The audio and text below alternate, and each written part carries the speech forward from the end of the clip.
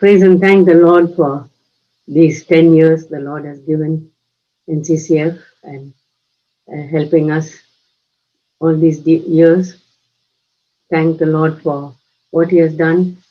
And I was reading about the last days in Luke 21, verse 9. It says, Jesus said, "The last days you will hear of wars and tumult, but do not be terrified." So we thank God that not only Jesus has called us to Himself, but He has put us in a safe place in the church where we can get comfort and strength and get peace, and we can still hear His sweet voice speaking to us. So I was thinking of the song, Jesus calls us over the tumult of life's um, wild, restless sea. I thought of the word tumult, and I thought it describes a turmoil, anguish, and suffering inside, agitation inside, violent agitation, uh, loss of peace, and then in the midst of all that, we know that we are facing those days now. In the midst of all that, we praise and thank God that Jesus calls us and He gives us His peace, like He called His disciples in days of old. In this world, we face a lot of storms. Even today, we heard of people who passed away in India, uh, the COVID pandemic, and many people are suffering. But we praise and thank God in the midst of these storms, we can hear the sweet and gentle voice of Jesus saying, "Come to me, I'll give you rest. Follow me." And that's the word we hear in the church, isn't it, dear brothers and sisters? Follow me. We thank God that God put a church here so that we can hear those words even in these last few years and today also, that we can follow Him. Matthew 11:29 says, "Take my yoke upon you and you will find rest to your souls." We feel as if Jesus is saying, "Follow me. I'm just a little bit ahead of you. Even though you don't see me now, one day you'll see me. You just follow me." In verse 2, it says, the apostles heard Jesus calling them and they left their home and toil and kindred.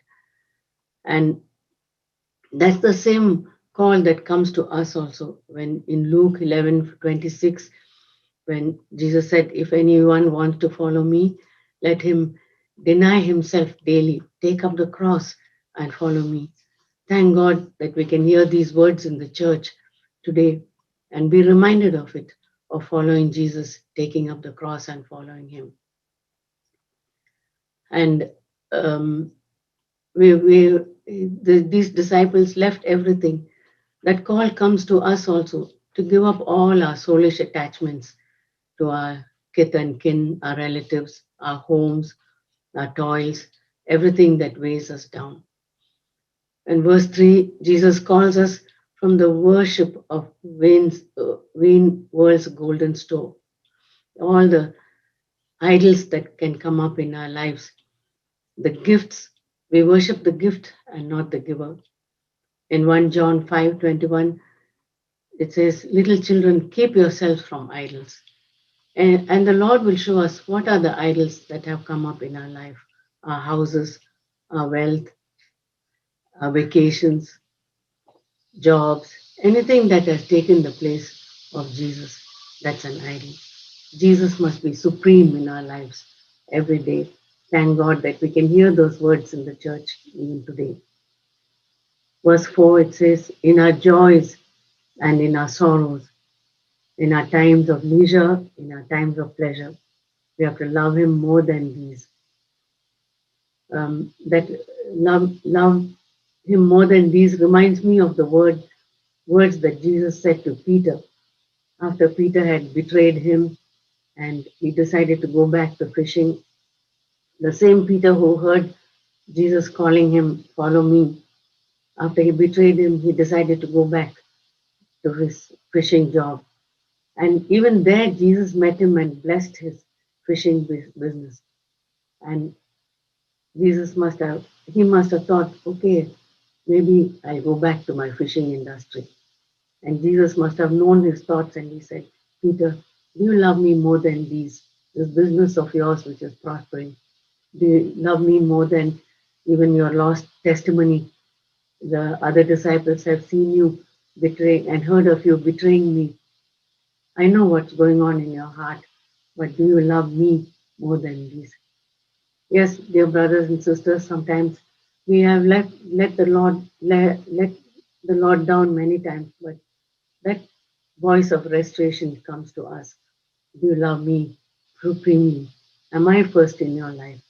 Praise and thank God we can hear these reminders in the church today. And the last verse says, Jesus calls us by his mercies. God is rich in mercy. His mercies never come to an end. His mercies are new every morning. That's in Lamentations 3:22 and 23. And when we think of the mercies, this tremendous mercy of God to us through his Son, Jesus Christ, and when we consider that, we read in Romans 12:1, offer yourselves as a living sacrifice to God. Lord, I want to belong to you totally. I want to love and serve you. I want to love you best of all. That's the last line. Praise God for these hymns in these days of tumult, outside and within. We can hear God, Jesus calling us to come to him and follow him. Amen.